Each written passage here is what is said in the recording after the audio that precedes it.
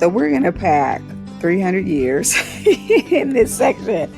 We're going to pack 300 years. We're going to talk about the historical background of the 10th, 13th century and a little bit about what they wore. So first, what we really need to start with is the political developments in Europe. And from, about 900 to 1300, it's incredibly complex. The feudal system developed out of a need for protection. And central government essentially vanished, law and order disappeared, and security was only found in military might. So that's what the feudal system was. They were warriors that became knights who were protectors of a land. In exchange for military service, a lord would hire basically a knight. And the word is called a vassal, and a vassal just means somebody who serves. So a lord granted a knight a fiefdom, so basically a plot of land, an area of land that was his in order for him to fight for the lord. Lords and knights just, enforce whatever local law and order that they could create. So in theory, a lord was a theoretical owner of a land, and the knights owned their allegiance to the lord. But feudal lords fought invaders incessantly, and they went to war with other feudal lords over tiny amounts of land. So first, let's talk about Germany. So the Germans were the barbarian group that led to the downfall of the Western Roman Empire. They invaded Italy. And in 936, Otto proclaimed himself king, and the Pope actually crowned him the Holy Roman Emperor. Otto's line ended in 1138, so his descendants ruled from 962 until 1138, and then a new emperor was crowned. So this dynasty was called the Habsburg Empire, and Germany had a collection of semi-independent principalities instead of a united empire under the Habsburg dynasty. Next, we're going to talk about Anglo-Saxon and ancient Britons. And when the Romans withdrew from Britain, Germanic tribes came in and invaded Britain in the 5th century. And eventually, those original Britons and Celtics were driven into northern Scotland. And eventually, the Anglo-Saxons settled down and intermarried, converted to Christianity, and established 7 Anglo-Saxon kingdoms. In the 10th century, Alfred the Great kicked the Vikings out, and he was the first one to unite Britain under one king. William I established a feudal system in England that was better organized and more centralized than that of the continent of Europe. Last but not least are the French. And, the French early on had a King Charlemagne that united France. We don't have time to go deep into Charlemagne. But the French king really carried little wealth or power.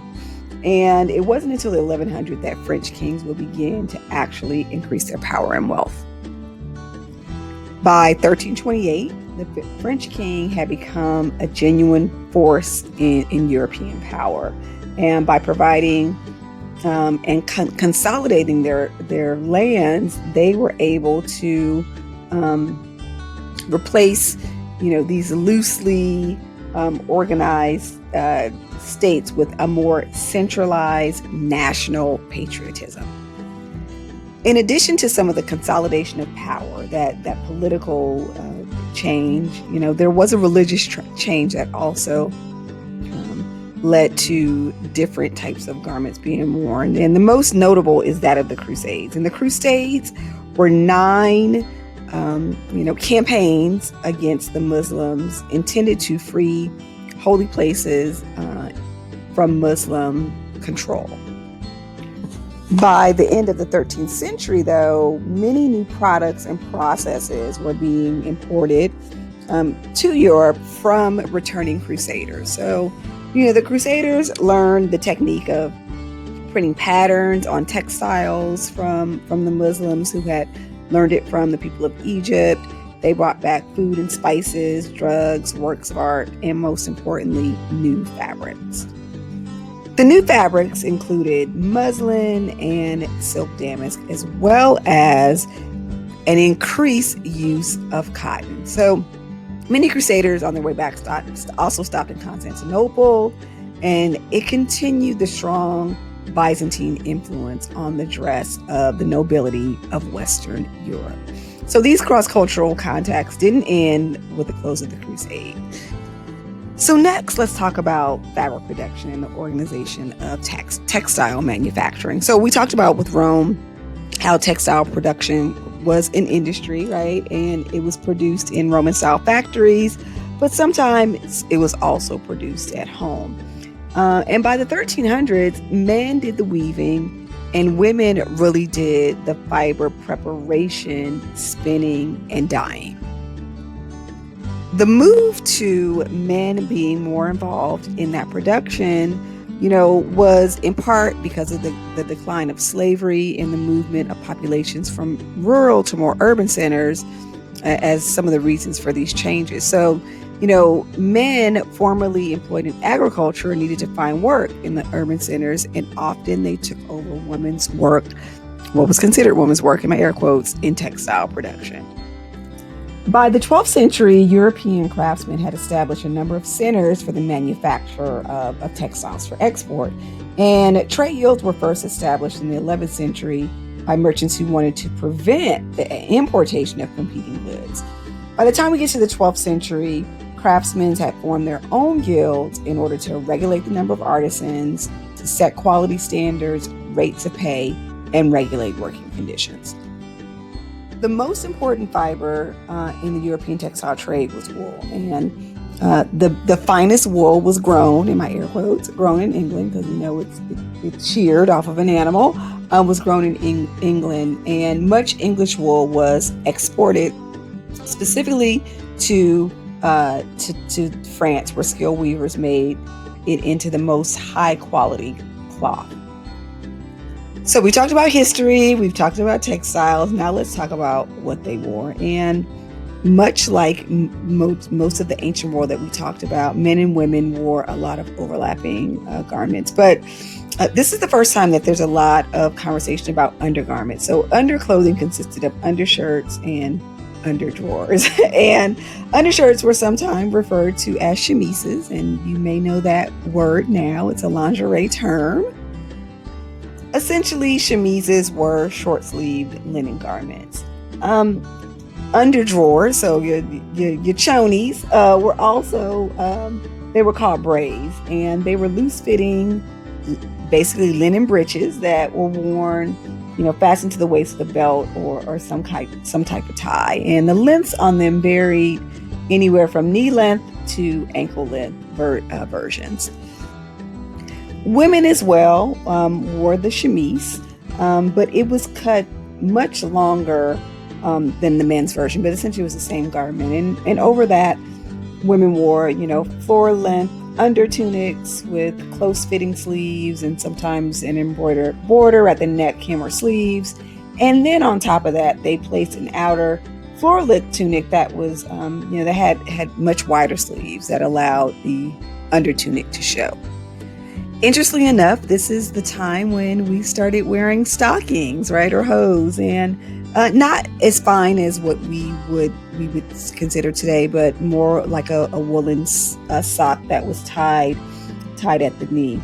Shoes, men and women essentially wore the same type of shoes. Essentially, they were clogs that were wooden platforms that raised shoes out of any standing muck or water in public spaces. In our discussions of all the other civilizations, we've talked about wedding and military garb, and in terms of weddings, there's not much information given, but there are entire books that have been devoted to the subject of military costume and armor in medieval times. And It's been divided into a couple of different types, and there was soft armor that was made of quilted fabric or leather, and then there was mail. The other type of armor is known as mail, and mail is made of interlocking metal rings that cover the body. Additionally, plates of metal or hardened leather or whalebone would be placed on top of the mail to make it more sturdy. And oftentimes, large plates completely covered areas of the body that were only flexible where necessary movement was required. Cross-cultural themes continue to play a dominant role in the history of dress in Western Europe, from the Byzantine Empire onto the medieval period.